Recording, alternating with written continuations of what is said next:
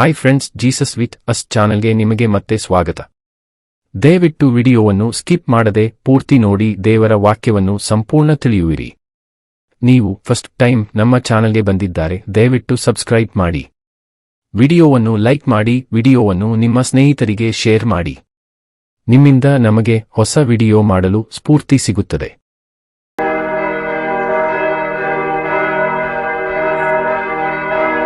ಯೆಶಾಯನ ಪ್ರವಾದನ ಗ್ರಂಥ ಅಧ್ಯಾಯ 33. ಯೆರೂಸಲೇಮಿನ ಅಪಾಯವು, ಮುಂದಿನ ಸುರಕ್ಷಣೆಯು. ಶತ್ರುಬಾಧೆಗೆ ಒಳಗಾದ ಯೆರೂಸಲೇಮಿನವರ ದೇವಪ್ರಾರ್ಥನೆಯು, ಯೆಹೋವನ ಉತ್ತರವು. ಸೂರೆಯಾಗದಿದ್ದರೂ ಸೂರೆ ಮಾಡಿದಿ, ಬಾಧೆ ಪಡದಿದ್ದರೂ ಬಾಧಿಸಿದಿ.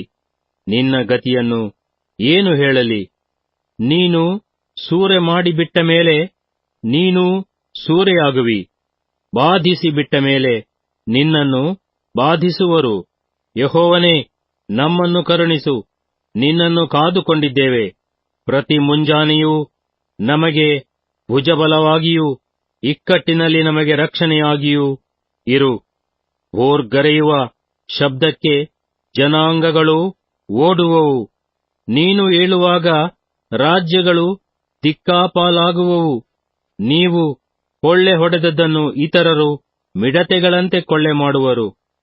ಶಲಭಗಳಂತೆ ಅದರ ಮೇಲೆ ಹಾರಿ ಬೀಳುವರು. ಯೆಹೋವನು ಉನ್ನತೋನ್ನತನಾಗಿದ್ದಾನೆ, ಮೇಲಿನ ಲೋಕದಲ್ಲಿ ವಾಸಿಸುತ್ತಾನಷ್ಟೇ. ಚೀಯೋನನ್ನು ನೀತಿ ನ್ಯಾಯಗಳಿಂದ ತುಂಬಿಸಿದ್ದಾನೆ.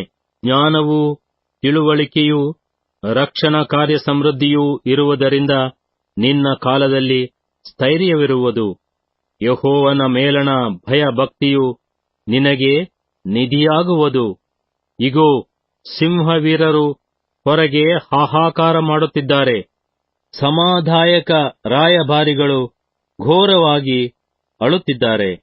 ರಾಜಮಾರ್ಗಗಳು ಹಾಳಾಗಿವೆ, ದಾರಿಗಳು ಇಲ್ಲವೇ ಇಲ್ಲ. ಶತ್ರುವು ಒಪ್ಪಂದವನ್ನು ಮೀರಿದ್ದಾನೆ, ಊರಿನವರನ್ನು ತಿರಸ್ಕರಿಸಿದ್ದಾನೆ. ಮನುಷ್ಯರನ್ನು ಗಣನೆಗೆ ತಾರನು. ದೇಶವು ಪ್ರಲಾಪಿಸಿ ಕುಗ್ಗುತ್ತದೆ. ಲೆಬನೋನ್ ನಾಚಿಕೆಗೊಂಡು ಒಣಗುತ್ತದೆ. ಶಾರೋನ್ ಬೆಂಗಾಡಾಗಿದೆ. ಬಾಷಾನ್ ಮತ್ತು ಕರ್ಮೇಲ್ ತಳಿರುಗಳನ್ನು ಉದುರಿಸಿಬಿಟ್ಟಿವೆ. ಯೆಹೋವನು ಹೀಗನ್ನುತ್ತಾನೆ, ಈಗ ಏಳುವೆನು, ಈಗಲೇ ನನ್ನನ್ನು ಉನ್ನತಪಡಿಸಿಕೊಳ್ಳುವೆನು, ಕೂಡಲೇ ಉನ್ನತೋನ್ನತನಾಗುವೆನು. ನೀವು ಹೊಟ್ಟನ್ನು ಗರ್ಭಧರಿಸಿ ಕೂಳೆಯನ್ನು ಹೆರುವಿರಿ. ನಿಮ್ಮ ಬುಸುಗುಟ್ಟುವಿಕೆಯು ನಿಮ್ಮನ್ನೇ ನುಂಗುವ ಜ್ವಾಲೆಯಾಗುವುದು. ಜನಾಂಗಗಳು ಸುಟ್ಟ ಸುಣ್ಣದ ಹಾಗಿರುವವು. ಕತ್ತರಿಸಿದ ಮುಳ್ಳು ಕೆಂಪಗೆ ಬೆಂಕಿ ಹಚ್ಚಿದಂತಾಗುವವು. ದೂರಸ್ಥರೇ, ನಾನು ನಡೆಸಿದ್ದನ್ನು ಕೇಳಿರಿ. ಸಮೀಪಸ್ಥರೇ, ನನ್ನ ಪರಾಕ್ರಮವನ್ನು ತಿಳಿದುಕೊಳ್ಳಿರಿ. ಯೆಹೋವನ ರಕ್ಷಣೆಯನ್ನು ಹೊಂದತಕ್ಕವರು ಯಾರು? ಚೀಯೋನಿನ ಪಾಪಿಗಳು ಹೆದರುತ್ತಾರೆ. ಆ ಭ್ರಷ್ಟರು ನಡುಕಕ್ಕೆ ಒಳಗಾಗಿ, ನಮ್ಮಲ್ಲಿ ಯಾರು ನುಂಗುವ ಕಿಚ್ಚಿನ ಸಂಗಡ ವಾಸಿಸಬಲ್ಲರು? ನಮ್ಮಲ್ಲಿ ಯಾರು ಸದಾ ಉರಿಯುವ ಜ್ವಾಲಗಳೊಡನೆ ತಂಗಿಯಾರು ಅಂದುಕೊಳ್ಳುತ್ತಾರೆ. ಕೇಳಿರಿ, ಸನ್ಮಾರ್ಗದಲ್ಲಿ ನಡೆದು ಯಥಾರ್ಥವಾಗಿ ನುಡಿದು ದೋಚಿಕೊಂಡ ಲಾಭ ಬೇಡವೆಂದು ಲಂಚ ಮುಟ್ಟದಂತೆ ಕೈ ಒದರಿ ಕೊಲೆಯ ಮಾತಿಗೆ ಕಿವಿಗೊಡದೆ ಕೆಟ್ಟದ್ದನ್ನು ನೋಡದಂತೆ ಕಣ್ಣು ಮುಚ್ಚಿಕೊಳ್ಳುವವನೇ ಉನ್ನತ ಸನ್ನಿಧಾನದಲ್ಲಿ ವಾಸಿಸುವನು. ಇವನಿಗೆ ಆಶ್ರಯವೂ ಗಿರಿದುರ್ಗ, ಅನ್ನವು ಉಚಿತವಾಗಿ ಒದಗುವುದು, ನೀರು ನಿಸ್ಸಂದೇಹ. ಯೆರೂಸಲೇಮಿನ ಮುಂದಿನ ಸುಸ್ಥಿತಿ. ನೀವು ಭೂಷಿತ ರಾಜನನ್ನು ಕಣ್ಣಾರೆ ದರ್ಶನ ಮಾಡುವಿರಿ. ಅತಿ ವಿಸ್ತಾರವಾದ ಸ್ವದೇಶವನ್ನು ಕಣ್ಣು ತುಂಬಾ ನೋಡುವಿರಿ. ಆಗ ನೀವು ಹಿಂದಿನ ಭಯವನ್ನು ಮನಸ್ಸಿಗೆ ತಂದುಕೊಳ್ಳುತ್ತಾ, ಕಪ್ಪವನ್ನು ಲೆಕ್ಕಿಸಿದವನು ಎಲ್ಲಿ? ತೂಕ ಮಾಡಿದವನು ಎಲ್ಲಿ? ಬುರುಜುಗಳನ್ನು ಗಣಿಸಿದವನು ಎಲ್ಲಿ ಅಂದುಕೊಳ್ಳುವಿರಿ. ನಿಮಗೆ ತಿಳಿಯಲಾಗದ ಅನ್ಯ ಭಾಷೆಯನ್ನೂ ನೀವು ಗ್ರಹಿಸಲಾರದ ತೊದಲು ಮಾತುಗಳನ್ನು ಆಡುವ ಆ ಕ್ರೂರ ಜನರನ್ನು ಕಾಣದೇ ಇರುವಿರಿ. ನಮ್ಮ ಉತ್ಸವಗಳು ನಡೆಯುವ ಚಿಯೋನ್ ಪಟ್ಟಣವನ್ನು ದೃಷ್ಟಿಸಿರಿ. ಯೆರೂಸಲೇಮು ನೆಮ್ಮದಿಯ ನಿವಾಸವಾಗಿಯೂ ಗೂಟಕ್ಕಿಳದ ಹಗ್ಗಹರಿಯದ ಒಂದೇ ಕಡೆಯಿರುವ ಗುಡಾರವಾಗಿಯೂ ಇರುವುದನ್ನು ನೀವು ಕಣ್ಣಾರೆ ಕಾಣುವಿರಿ. ಅಲ್ಲಿ ಯೆಹೋವನು ಘನ ಹೊಂದಿದವನಾಗಿ ಹುಟ್ಟುಗೋಲಿನ ದೋಣಿ ಹೋಗದ ಘನನಾವೆಯು ಸಂಚರಿಸದ ವಿಸ್ತೀರ್ಣ ನದೀ ನದಗಳಂತೆ ನಮ್ಮೊಂದಿಗಿರುವನು. ಯೆಹೋವನು ನಮ್ಮ ನ್ಯಾಯಾಧಿಪತಿ. ಯೆಹೋವನು ನಮಗೆ ಧರ್ಮವಿಧಾಯಕ. ಯೆಹೋವನು ನಮ್ಮ ರಾಜ. ಆತನೇ ನಮ್ಮನ್ನು ರಕ್ಷಿಸುವನು. ನಿನ್ನ ಹಗ್ಗಗಳು ಸಡಲಿ ಸ್ತಂಭದ ಪಾದವನ್ನು ಸ್ಥಿರಪಡಿಸಿಕೊಳ್ಳಲಾರದೆ ಹೋದವು. ಪಟವನ್ನು ಮುದುರದಂತೆ ಹಿಡಿದಿರಲಿಕ್ಕೂ ಆಗಲಿಲ್ಲ. ಆಗ ದೊಡ್ಡ ಸೂರೆಯು ಕೊಳ್ಳೆಯಾಗಿ ಹಂಚುವುದಕ್ಕೆ ಆಸ್ಪದವಾಯಿತು.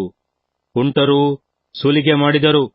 ಚಿಯೋನಿನ ಯಾವ ನಿವಾಸಿಯೂ ತಾನು ಅಸ್ವಸ್ಥನು ಎಂದು ಹೇಳನು. ಅಲ್ಲಿಯ ಜನರ ಪಾಪವು ಪರಿಹಾರವಾಗುವುದು. ಯೆಶಾಯನ ಪ್ರವಾದನ ಗ್ರಂಥ ಅಧ್ಯಾಯ 34. ಯೆಹೋವನು ಜನಾಂಗಗಳನ್ನು ದಂಡಿಸುವುದು. ಜನಾಂಗಗಳೇ, ಸಮೀಪಿಸಿ ಕೇಳಿರಿ. ಜನಗಳೇ, ಕಿವಿಗೊಡಿರಿ. ಭೂಮಿಯು ಅದರಲ್ಲಿನ ಸಮಸ್ತವೂ, ಲೋಕವು ಅದರಿಂದ ಉದ್ಭವಿಸುವುದೆಲ್ಲವೂ ಆಲಿಸಲಿ. ಯೆಹೋವನು ಸಕಲ ಜನಾಂಗಗಳಲ್ಲಿ ಕೋಪಮಾಡಿ ಅವುಗಳ ಸೈನ್ಯದ ಮೇಲೆ ರೋಷಗೊಂಡು ಅವರನ್ನು ಕೊಲೆಗೆ ಈಡುಮಾಡಿ ನಿಶ್ಶೇಷವಾಗಿ ಸಂಹರಿಸಿದ್ದಾನಷ್ಟೇ. ಅವರಲ್ಲಿ ಹತರಾದವರು ಬಿಸಾಡಲ್ಪಡುವರು. ಅವರ ಶವಗಳ ದುರ್ವಾಸನೆಯು ಮೇಲಕ್ಕೆ ಬಡಿಯುವುದು. ಅವರ ರಕ್ತ ಪ್ರವಾಹದಿಂದ ಗುಡ್ಡಗಳು ಕರಗುವವು. ನಕ್ಷತ್ರ ಸೈನ್ಯವೆಲ್ಲ ಕ್ಷಯಿಸುವುದು. ಆಕಾಶಮಂಡಲವು ಸುರುಳಿಯಂತೆ ಸುತ್ತಿಕೊಳ್ಳುವುದು. ದ್ರಾಕ್ಷೆಯ ಎಲೆ ಒಣಗಿ ಗಿಡದಿಂದ ಬೀಳುವಂತೆಯೂ, ಅಂಜೂರದ ಮರದಿಂದ ತರಗು ಉದುರುವ ಹಾಗೂ ತಾರಾಮಂಡಲವೆಲ್ಲ ಬಾಡಿ ಬೀಳುವುದು. ನನ್ನ ಖಡ್ಗವು ಮೇಲಿನ ಲೋಕದಲ್ಲಿ ರೋಷಪಾನ ಮಾಡಿ ನಾನು ಶಪಿಸಿದ ಏದೋಮೆಂಬ ಜನಾಂಗದ ಮೇಲೆ ನ್ಯಾಯ ತೀರಿಸುವುದಕ್ಕೆ ಧುಮುಕುವುದು. ಯೆಹೋವನ ಖಡ್ಗವು ರಕ್ತಮಯವಾಗಿದೆ. ಅದು ವಪೆಯಿಂದಲೂ ಕುರಿ ಹೋತಗಳ ರಕ್ತದಿಂದಲೂ ಟಗರುಗಳ ಹುರುಳಿಕಾಯಿಗಳ ಕೊಬ್ಬಿನಿಂದಲೂ ಭರಿತವಾಗಿದೆ. ಯೆಹೋವನು ಬೊಚ್ರದಲ್ಲಿ ಬಲಿಯನ್ನು, ಏದೋಮ್ ಸೀಮೆಯಲ್ಲಿ ದೊಡ್ಡ ಕೊಲೆಯನ್ನು ಮಾಡಬೇಕೆಂದಿದ್ದಾನಷ್ಟೇ. ಈ ಯಜ್ಞಪಶುಗಳೊಂದಿಗೆ ಕಾಡು ಕೋಣಗಳೂ ಹೋರಿಗೂಳಿಗಳೂ ಬರುವವು. ಆ ದೇಶವು ರಕ್ತದಿಂದ ನೆನೆಯುವುದು. ಅಲ್ಲಿನ ಧೂಳು ಕೊಬ್ಬಿನಿಂದ ಜಿಡ್ಡಾಗುವುದು. ಏಕೆಂದರೆ ಯೆಹೋವನು ಮುಯ್ಯಿ ತೀರಿಸುವ ದಿನವು ಬಂದಿದೆ. ಚಿಯೋನಿನ ವ್ಯಾಜ್ಯದಲ್ಲಿ ಏದೋಮಿಗೆ ದಂಡನೆ ವಿಧಿಸತಕ್ಕ ವರುಷವು ಒದಗಿದೆ. ಅಲ್ಲಿ ತೊರೆಗಳು ಶಿಲಾಜತುವಾಗಿ ಹರಿಯುವವು. ಧೂಳು ಗಂಧಕವಾಗುವುದು.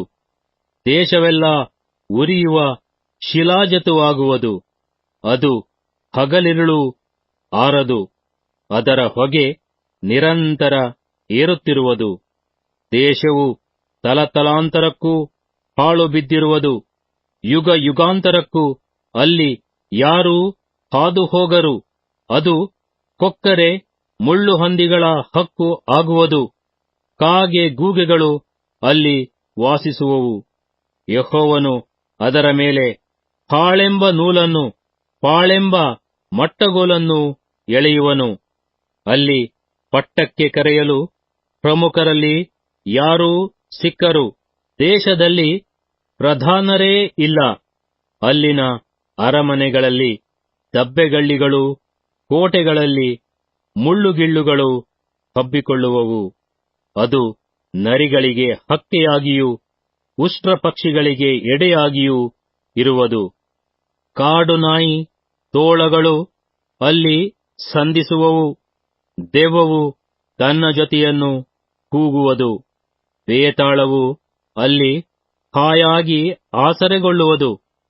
ಹಾರುವ ಹಾವು ಅಲ್ಲಿ ಗೂಡು ಮಾಡಿಕೊಂಡು ಮೊಟ್ಟೆಯಿಕ್ಕಿ ಮರಿ ಮಾಡಿ ತನ್ನ ಮರೆಯಲ್ಲಿ ಕೂಡಿಸಿಕೊಳ್ಳುವುದು. ಹೌದು, ಹದ್ದುಗಳು ಅಲ್ಲಿ ಜೋಡಿ ಜೋಡಿಯಾಗಿ ಸೇರಿಕೊಳ್ಳುವವು. ಯೆಹೋವನ ಶಾಸ್ತ್ರದಲ್ಲಿ ಹುಡುಕಿ ಓದಿರಿ, ಇವುಗಳಲ್ಲಿ ಯಾವುದೂ ಇಲ್ಲದಿರದು, ಎಲ್ಲವೂ ಜೊತೆ ಜೊತೆಯಾಗಿರುವವು. ಆತನ ಬಾಯಿಯಿಂದ ಅಪ್ಪಣೆಯಾಯಿತಲ್ಲವೇ? ಆತನ ಆತ್ಮವು ಇವುಗಳನ್ನು ಒಟ್ಟಿಗೆ ಬರಮಾಡಿತಷ್ಟೇ. ಆತನೇ ಇವುಗಳಿಗೆ ಪಾಲು ಮಾಡಿಕೊಟ್ಟಿದ್ದಾನೆ. ಆತನ ಕೈಯೇ ನೂಲು ಹಾಕಿ ದೇಶವನ್ನು ಹಂಚಿದೆ. ಅದು ಇವುಗಳಿಗೆ ನಿತ್ಯ ಸ್ವಾಸ್ಥ್ಯವಾಗುವುದು. ಅವು ತಲತಲಾಂತರಕ್ಕೂ ಅಲ್ಲಿ ವಾಸಿಸುವವು.